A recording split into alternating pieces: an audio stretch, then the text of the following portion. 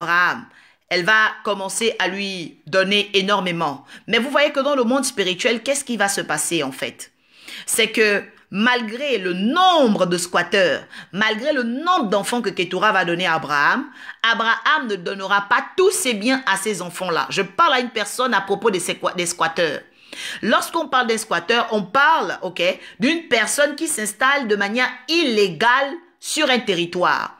L'illégalité vient de quoi? L'illégalité vient du fait que la personne n'est pas dans la destinée prophétique, c'est-à-dire que ce n'est pas une exploration divine, ce n'est pas un arrêté divin, ce n'est pas un programme divin, mais c'est un programme hasardeux.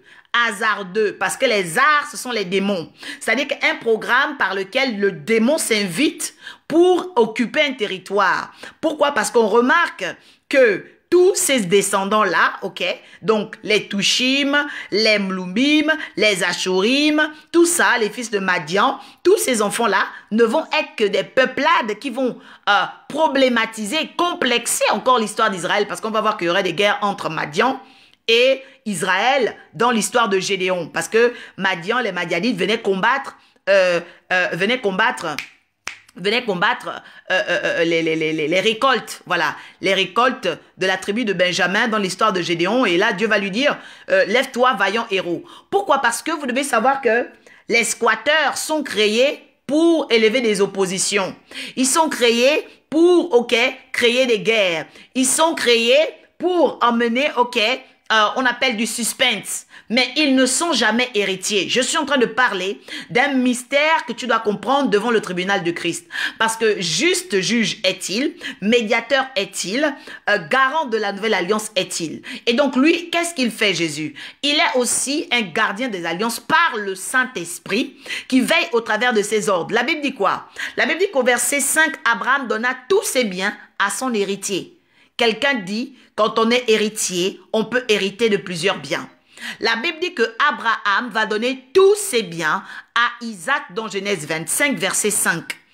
Abraham ne donnera pas tous ses biens aux fils de Keturah, même s'ils étaient au nombre de 6 et qu'Isaac était seul. Vous êtes de nombreuses personnes, parce que les gens sont nombreux, vous voulez les suivre. Vous ne comprenez pas le mystère de l'héritage. Non.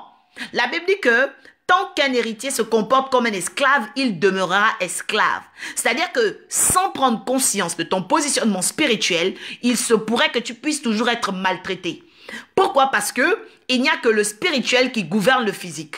À ce que Dieu a dit dans ta vie, lorsque tu en es au courant, lorsque tu as pris conscience et que tu as mûri, ok, la prophétie de Dieu en toi, c'est-à-dire que la prophétie a déjà connu l'étape de la mutation où elle est dans ta pensée, où elle commence à être en parole, où elle commence aussi à être en acte, parce que la prophétie doit devenir esprit et vie pour atteindre la perfection. La Bible dit quoi? La Bible dit que Abraham, malgré qu'il ait eu 6 enfants avec Keturah, n'a pas donné ses biens à ses enfants. La Bible dit qu'il leur a donné des dons, c'est-à-dire qu'il a donné comme ça des dons, des cadeaux, des présents aux fils de ses concubine, mais il n'a jamais donné tous ses biens parce que le squatteur ne peut pas devenir héritier. Je parle à une personne qui a sa promesse dont les squatteurs sont venus se balader, les squatteurs ont libéré des paroles, les squatteurs ont voulu te maudire, les squatteurs ont voulu te renverser. Je dis que le Saint-Esprit, le médiateur de la nouvelle alliance qui est Jésus, sont là pour que tu gagnes un procès. Et ce procès-là va être gagné sous 48 heures. Je parle en tant qu'oracle. La Bible dit quoi? La Bible dit que ces fils-là n'ont pas hérité, mais ils ont eu des dons.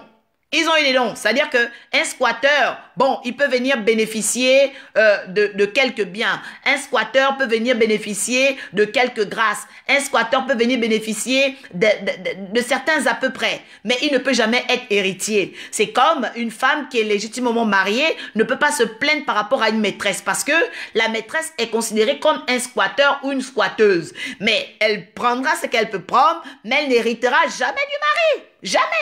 Une maîtresse n'hérite jamais du mari. Il n'y a que la femme qui est promue, la femme qui est respectée, qui va hériter de ce mariage-là. Je parle à une personne qui doit, ok, voir sa promesse libérée, qui doit voir son chemin dégagé, qui doit voir son ministère dégagé, qui doit voir ses songes nettoyés. Pourquoi? Parce que l'Esprit de l'Éternel rappelle toujours qu'à la fin, c'est celui qui est propriétaire qui doit récupérer ses murs. Regardez même en Europe, quand on découvre que les personnes qui occupent un appartement sont des squatteurs, immédiatement, on appelle des huissiers et des policiers pour les déguerpir.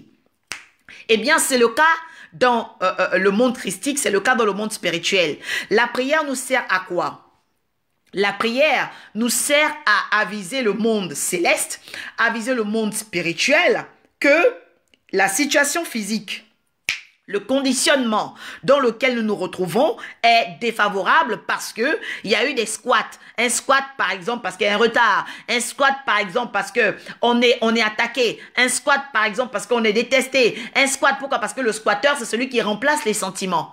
La haine, ok, des frères de Joseph était le fait qu'il y avait déjà des squatteurs, c'est-à-dire que le diable, les démons avaient remplacé les cœurs de ses frères pour que Joseph soit combattu. Les squatteurs peuvent venir pour transformer les cœurs des gens autour de toi. Les squatteurs peuvent venir pour renverser ta renommée. Les squatteurs peuvent faire tellement de choses autour de toi. Mais c'est à toi d'aviser le ciel. C'est pourquoi je parle ce soir, ok, à des types de personnes qui doivent élever le tribunal de Christ dans leur famille, le tribunal de Christ dans leur foyer, le tribunal de Christ dans leur belle famille, le tribunal de Christ dans leur travail. Pourquoi? Parce qu'en élevant un tribunal, tu appelles la justice. Le tribunal est un lieu où on traite de la justice, est un lieu où on traite du droit légal, est un lieu où on traite de la légalité, parce que tout démon, tout squatteur, tout voleur, toute personne qui n'a pas sa place dans ta vie, qui n'a pas sa place dans tes affaires, est considéré comme une personne illégale. Et pour les problèmes, ok, illégaux, il faut aller vers des lieux habilités, donc qu'on appelle des tribunaux, qu'on appelle des traductions en justice, pour que désormais, ok, ceux qui ont été trouvés coupables soient, ok, trouvés fautifs, soient condamnés. Et ça, c'est très important parce que les gens ne comprennent pas la puissance de la prière. La prière nous aide à élever des tribunaux de justice. Quelqu'un dit la prière est là pour m'aider à élever des tribunaux de justice. Et cela marche, parce que j'ai toujours vu ce Dieu-là emmener, ok, des condamnations à chaque niveau de mon appel pour tous ceux qui avaient voulu se mettre à mal vis-à-vis de moi, à mal vis-à-vis de mon appel, à mal vis-à-vis des personnes qui sont autour de moi, qui traitent de la gloire de Dieu, qui croient en Jésus. Jésus promet cela et il tient toujours parole. Il tient toujours parole. La Bible dit quoi? La Bible dit, il fit des dons à ses concubines. Ça veut dire qu'un squatteur peut recevoir des dons, mais il n'a jamais l'héritage. Ça, c'est très important. Un squatteur peut avoir des dons, mais il n'a jamais d'héritage. Tandis qu'il vivait encore. Il les envoya loin de son fils Isaac. Je viens encore dire à une personne, par le texte du livre de la loi qu'est la Bible, par les saintes écritures de Genèse 25, verset 6, la Bible dit que pendant qu'il vivait encore, je dis à une personne, pendant que tu vis encore, laisse-moi te dire que Dieu va envoyer au loin les squatteurs. La Bible dit que ces squatteurs-là ont été chassés. Ismaël avait déjà été chassé, mais les seconds enfants de Kétoura et les 6 enfants de Kétoura aussi avaient été chassés loin. Pourquoi? Parce que Dieu est toujours là pour préserver ceux avec qui il a une histoire. C'est pourquoi vous devez apprendre à comprendre le mystère de la séparation. Pourquoi? Parce que Dieu traite avec celui qui a un nom. Dieu traite avec quelqu'un qui doit bâtir. Dieu traite avec quelqu'un, ok, qui doit avoir une histoire, qui doit avoir un poids de gloire. Et donc, si c'est toi qui dois avoir une histoire, un poids de gloire, c'est tout à fait normal que Dieu envoie de loin tes ennemis. Dieu envoie de loin, ok, il les envoie au loin. La Bible dit, Abraham les envoie loin de son fils Isaac. Il y a des gens dont Dieu va te séparer, il va les envoyer au loin. Pourquoi? Parce que tu es l'héritière, tu es l'héritier. Et ça, c'est très important de prendre conscience de cela, parce que c'est dans le livre de Galates 5, la Bible déclare que tant qu'un héritier se comporte comme un enfant, c'est-à-dire immature, ignorant, fébrile, incompétent, il demeure un esclave, même s'il est héritier. Pourquoi? Parce qu'il est enfantin. Je dis à une personne qui a un vêtement d'enfant qui va être déchiré ce soir au nom de Jésus, parce que la domination n'est jamais donnée aux enfants. La domination est donnée à des fils, c'est-à-dire à ceux qui peuvent hériter de la maison de leur père. La Bible dit quoi? La Bible dit qu'à un moment donné, Abraham va les chasser loin de l'héritier Isaac. Ils vont aller où? Du côté de l'Orient. C'est pourquoi on parle de la magie de l'Orient. C'est pourquoi on parle, ok, des orientistes. C'est-à-dire que les personnes, ok, qui ont été rejetées, qui créent maintenant, ok, qu'on appelle des motions d'opposition. Voilà. C'est pourquoi vous devez savoir que l'opposition, les combats sont là, ok, pour élever des motions de soutien pour nous. C'est-à-dire que sans adversité, vous ne pouvez pas mûrir. Sans adversité, vous ne pouvez pas vous développer. Sans adversité, votre niveau mental, ok, restera enfant. Sans adversité, vous ne pouvez pas développer des armes, parce que c'est dans le combat qu'on développe des armes, des réflexes, aussi de protection, de comment répondre, comment faire des ripostes. Donc, c'est très, très important dans le combat spirituel, dans le combat de tout le temps, savoir que les oppositions, les combats ne sont pas là pour vous renverser, mais ils sont là pour vous révéler. En ce que, quand vous êtes attaqué, vous allez développer des anticorps. Même la maladie nous prouve cela. Donc, qu'est-ce qui se passe? La Bible dit qu'au verset 7, « Voici les jours, les années de la vie d'Abraham. Ils vécurent 175 ans. » 175, vous prenez le 1, le 7, ça fait le 8. Vous prenez 8 plus 5, ça fait 13. Et le 13, ok, le 1 et le 3, ça fait le 4. C'est-à-dire qu'à un niveau, ok, de votre développement spirituel, on remarque que Dieu doit faire entrer la stabilité quand vous avez déjà chassé les squatteurs. Je parle aussi à une personne des jours futurs. Je parle à une personne concernant le mois de juin. Tu vas remarquer que ce mois de juin, Dieu va chasser des personnes pour te positionner. Je parle aujourd'hui en tant qu'oracle. Dieu va se débarrasser des squatteurs. Dieu va les envoyer au loin parce que tu dois hériter de quelque chose. Je dis à une personne que Dieu va faire sortir des personnes de certaines grâces parce que tu vas rentrer. Dieu va chasser des gens sur des territoires parce que tu dois rentrer, mais pas parce que tu vas être squatteur, mais parce que tu seras héritière ou héritier. La Bible dit que Dieu prépare ta stabilité. Abraham a vécu 175 ans. Le 4, ok, qui sort du 13 qui vient, ok, du 175, nous parle de la stabilité. Mais Dieu ne stabilise jamais quelqu'un qui n'a pas fait la guerre. Dieu ne peut jamais te stabiliser si tu ne sais pas te battre pour faire partir des squatteurs. C'est pourquoi la Bible dit que nous sommes esclaves de ceux qui triomphent de nous. Donc, avoir la vérité te permet de ne pas être esclave. Connaître la vérité te permet de développer la connaissance qui te donnera comment renverser tes ennemis. Avoir la vérité aussi est une protection parce que celui qui ignore peut dépérir. D'accord? Donc, il est très, très important à notre temps, à notre époque, ce mois de juin, de ne pas agir sans connaissance, sans sagesse, sans avoir le OK de Dieu. D'accord? C'est très important. Je viens aussi parler concernant le verset 8. La Bible dit que Abraham expira et mourut. Mais à quel moment il va expirer et mourir? Parce que vous voyez très bien qu'il y a plusieurs morts. Il y a des morts subites, il y a des morts malheureuses, mais on voit ici qu'il a vécu après une heureuse vieillesse. Heureuse vieillesse, pourquoi? Parce que il était rassasié de jour, rassasié. C'est-à-dire qu'il avait vraiment, malgré la souffrance dont il a eu dans Genèse 12, on voit un Abraham qui part comme ça de la maison de son père. On voit un Abraham qui, voilà, est dans le désert. On voit un Abraham à qui Dieu demande de venir sacrifier la promesse. Dieu dit à une personne qui a longtemps marché, qui était essoufflée, que Dieu te réserve un repos. Il va te rassasier. Dieu va te rassasier. La Bible dit quoi? Qu'il était tellement rassasié qu'il fut recueilli auprès de son peuple.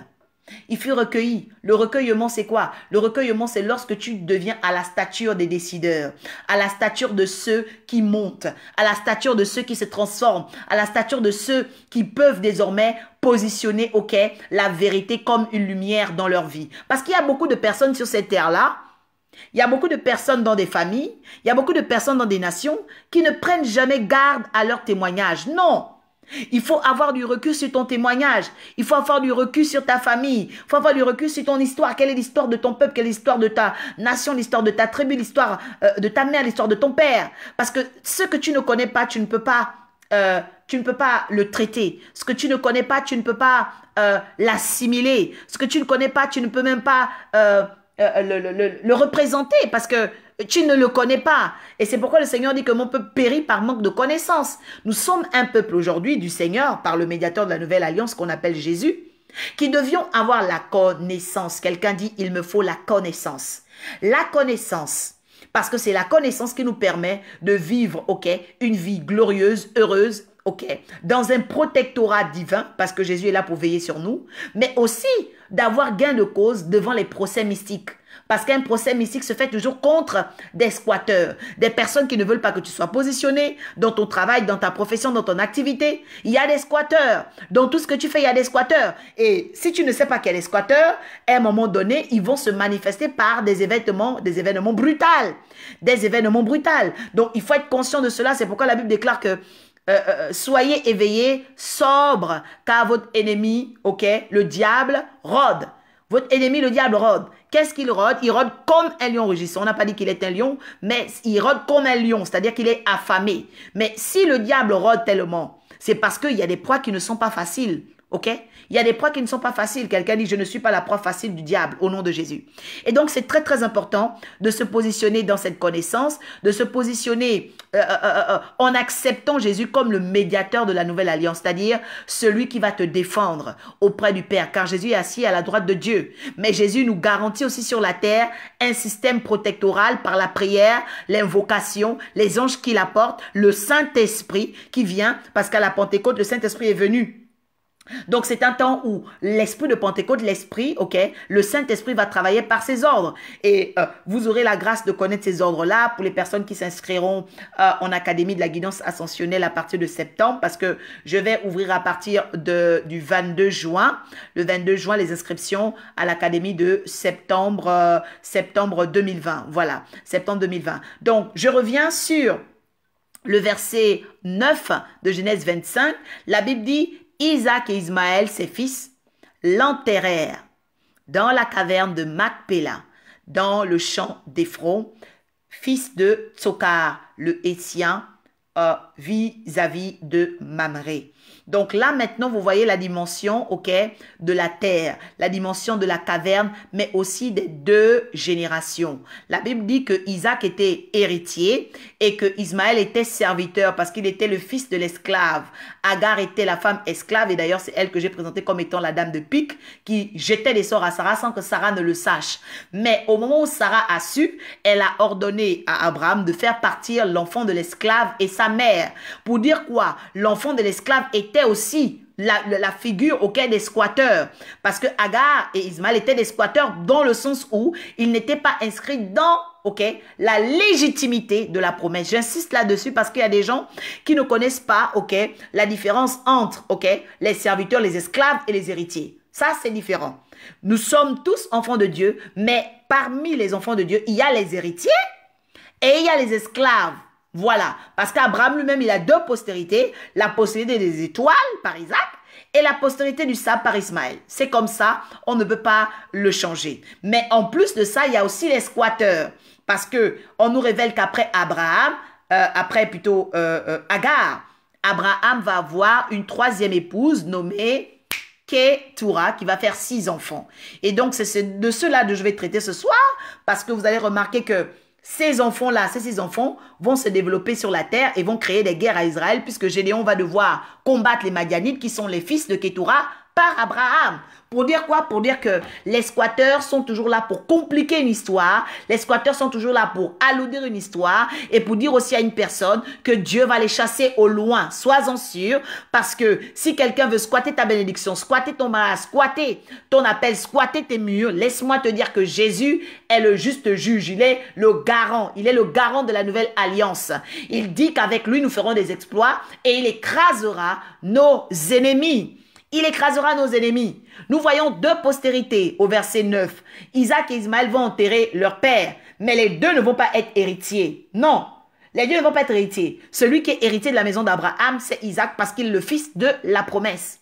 Verset 10 dit quoi? C'est le champ qu'Abraham avait acquis de Heth. Vous savez que les Hétiens également étaient, certains descendants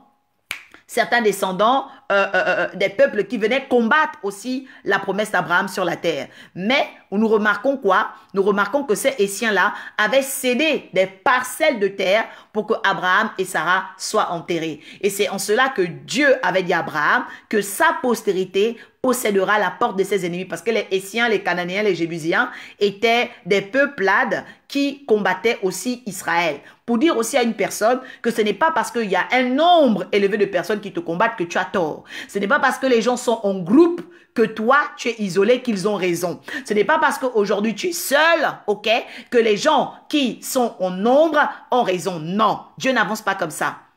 Bien au contraire, Dieu avance par la singularité. La singularité. Parce que dans la destinée prophétique, Dieu s'intéresse à une personne.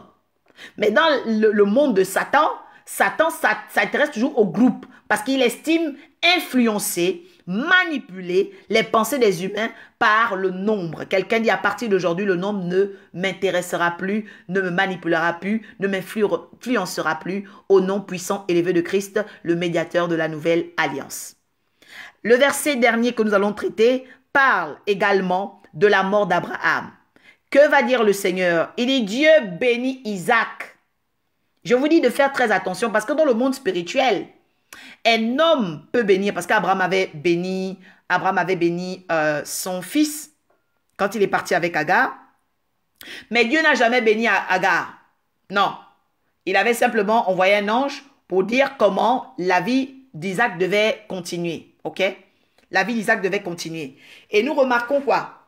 Nous remarquons que quand Dieu va bénir Isaac, d'accord, son fils, il va habiter près du puits la Caï roi. Pour vous dire encore que la royauté, elle vient toujours de la bénédiction. Quelqu'un dit la royauté vient de la bénédiction. C'est pourquoi on ne peut pas combattre la royauté. La royauté fait la guerre dont elle connaît déjà les descendants, elle connaît déjà les héritiers, elle connaît déjà le roi, elle connaît déjà le sacerdoce. C'est comme ça la royauté. Et la royauté d'ailleurs, quand on parle de la royauté, on dit que on est roi, ok, par l'alliance du sang. C'est pourquoi on dit que le sang de Jésus est un sang qui parle plus fort que le sang d'Abel. Parce que Jésus est un roi du fait qu'il donne délibérément sa vie, du fait qu'il fasse couler son sang pour plusieurs, même qu'il ne connaissait pas, mais duquel, ok, il garantit le salut. C'est ce qui est magnifique avec Jésus. C'est pourquoi Jésus est le roi des rois. Parce qu'il peut donner sa vie librement pour sauver, ok, des personnes qu'il ne connaissait même pas. Parce que toi, tu n'es pas juif, tu n'es pas israélite. Mais si tu pries au nom de Jésus et tu vois la guérison, c'est parce que il est un roi excellent. Il est le roi des rois. Il y a des souverains, des monarques. Eux, quand ils sont établis, ils sont seulement dans leur principauté. Ils ne s'occupent pas des autres. Mais Jésus, c'était un bon roi. Quelqu'un dit Jésus est un bon roi. Jésus, c'est un roi qui se souvient des autres. C'est un roi qui légifère dans la cause des autres. C'est un roi juge. C'est un roi magistrat. C'est un roi médiateur. C'est un roi, ok, aussi berger. Parce qu'il est aussi le bon berger. Parce que Jésus, quand tu le suis, il fait de toi sa brebis. Il t'emmène vers des verts pâturages. Il te conduit vers des sources d'eau paisibles. Même quand tu traverses l'ombre de la vallée de la mort, il est avec toi. Il est avec toi. Même dans les combats, il est avec toi. Dans les difficultés, il est avec toi. Pour dire à une personne ce soir, tant que tu seras près de la Caï roi, c'est-à-dire près de la source de la parole du roi des rois, la source de Christ, parce que nous remarquons que le puits, c'est la parole. L'eau, c'est la parole. C'est pourquoi Jésus dit, je suis l'eau de vie. Une personne qui a accepté Jésus ne peut jamais terminer dans l'échec. Une personne qui a accepté Jésus ne peut jamais terminer humiliée. Une personne qui a accepté Jésus ne peut jamais, plus jamais, je dis bien plus jamais, se taire. Pourquoi? Parce qu'elle aura été témoin oculaire de ses bontés.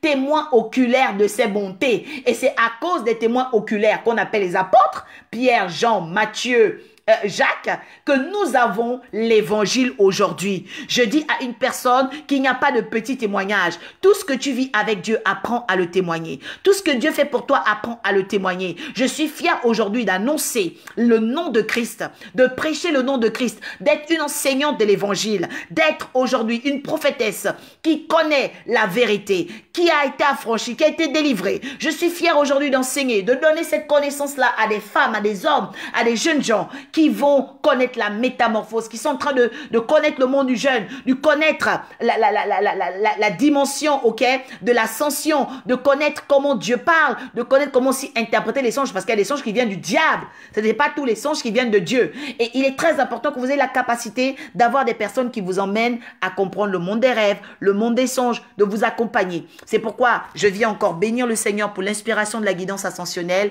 Je viens bénir le Seigneur pour le magistère. Je bénis le Seigneur pour vos commentaires et vos partages. Je bénis aussi le Seigneur pour tous ceux qui s'inscrivent, plutôt s'abonnent de plus en plus sur la page YouTube Prophétesse Oracle Orpha, qui écoutent les messages avec leurs maris, leurs enfants, leurs cousins, leurs connaissances. Partagez vraiment ces messages pour toujours, ok, apporter dans la vie de ceux qui vous entourent la connaissance. Car je répète encore que sans la connaissance, on peut dépérir. Osée 4, verset 6 dit que le peuple qui est de Dieu peut périr parce qu'il lui manque la connaissance. Alors ne prive pas ton ami de la connaissance, ne prive pas tes frères de la connaissance. À chaque fois que tu as l'occasion de partager un message, fais-le parce que tu le fais pour la bonne cause du roi des rois, celui qu'on appelle Jésus. Parce qu'il y a des causes qui sont suspectes, il y a des causes qui peuvent être désastreuse pour toi. Pourquoi? Parce qu'il y a des faux combats. Tu vas dedans, tu te bats pour ça et à la fin, ça te déçoit. Mais celui qui ne déçoit pas, c'est Jésus. Celui qui ne déçoit pas, c'est Jésus. Et je suis vraiment fière de ce grand Dieu-là. Et je viens encore faire une prière ce soir et tu vas répéter après moi: Seigneur, j'ai entendu ta parole. Je sais que tu es le médiateur de la nouvelle alliance. Je veux rentrer dans la connaissance, Seigneur éternel, de la royauté au travers de la parole de la guidance ascensionnelle. Révèle-toi puissamment en moi. Je te laisse la pleine place, Seigneur. Occupe mes pensées et casse toutes les forteresses dans mes pensées. Casse les forteresses, Seigneur éternel, dans ma mentalité. Je veux te donner la place, Seigneur, pour changer mes pensées, mes paroles et mes actes. Je veux, Seigneur, connaître mon positionnement spirituel, car je sais que Jésus est le médiateur de la nouvelle alliance. Que les choses anciennes maintenant, Seigneur, soient totalement brisées dans ma vie. Je brise toute mauvaise alliance qui corrompait ma vie, qui faisait disparaître mes grâces, qui, Seigneur, me branchait à un canal source, Seigneur, de malédiction. Je me débranche, Seigneur, du canal de la vallée. Je me débranche du canal de la mort et je me branche maintenant au canal, Seigneur, de la caille roi, le canal de la royauté, le canal du sacerdoce royal, le canal du Saint-Esprit. La Bible déclare que le Saint-Esprit surviendra sur vous et vous serez des témoins oculaires. Seigneur, merci parce que les apôtres nous ont donné l'évangile et merci parce qu'après les apôtres, tu nous as donné, Seigneur, des prophètes des nations. Je te bénis pour l'oracle Orpha. Je te bénis pour la guidance ascensionnelle. Je te bénis pour l'huile qui coule abondamment pour me donner la connaissance qui m'introduira, Seigneur éternel, dans les nouvelles portes qui vont m'affranchir, car je connaîtrai la vérité et la vérité m'affranchira. Merci pour le changement des temps et des circonstances. Et je déclare encore, Père éternel, que je condamne devant le tribunal de Christ par l'œuvre de la prière et l'ordre des intercesseurs quiconque était squatteur dans ma famille, squatteur de mon mariage, squatteur de ma promesse, devant les hommes et devant Dieu, devant les esprits et devant les génies, devant les eaux et devant les lagunes, devant les cieux, Seigneur éternel, et tous les cieux plus bas que la terre. Je prophétise maintenant, Père éternel, le débarrassement de toutes les forces mystiques, maléfiques, sataniques, des surnaturels malins. Je brise leur pouvoir et leur imprécation sur ma vie au nom de Jésus, car la foi est un choix. J'ai fait le choix de Jésus, car avec Jésus, je sais que je vais faire des exploits et il écrasera mes adversaires. Je le déclare pour ma vie, pour tous ceux qui m'aiment, pour tous ceux qui suivent la guidance ascensionnelle, au nom puissant et élevé de Christ. Tu peux dire bénédiction. Bénédiction, bénédiction. C'était la prophétesse Oracle Orpha, présidente de l'Académie de la guidance ascensionnelle, dont je vais refaire les ouvertures de l'Académie prochaine en septembre, à partir de septembre 2020. Donc, soyez nombreux à vous inscrire, parce que dans cette Académie, j'enseigne énormément de choses, voilà, parce que l'Académie est bien différente. Je suis aussi la responsable de l'Arche de la Nouvelle Alliance, donc n'hésitez pas à me contacter pour vos songes, vos rêves. Vous avez besoin de quelqu'un pour vous conseiller. Je serai là pour servir, ok, d'oreille, pour servir d'avocat, pour servir aussi de juriste, pour servir de magistrat selon le cas exceptionnel où l'onction voudra donner une autorité particulière à votre dossier, parce que devant l'Éternel, nous venons avec des dossiers. Jésus est un médiateur, il faut des dossiers. Et donc, le dossier de ta vie sera porté devant le trône de la grâce, le dossier d'intercession, le dossier de prière, le dossier de jeûne. Toute chose que nous faisons dans la présence de Dieu est portée devant le tribunal de Christ. Que le roi des rois se souvienne encore de sa miséricorde, de sa rédemption, et que le sang de Jésus coule encore sur la guidance 165, coule dans vos âmes. Je déclare le sang de l'agneau sur vos promesses, et que l'excellence ruine maintenant la médiocrité au nom puissant de Jésus. Que l'expertise du Saint-Esprit agisse puissamment dans ces temps du mois de juin. Bénédiction à tous, bénédiction chez vous. À très bientôt.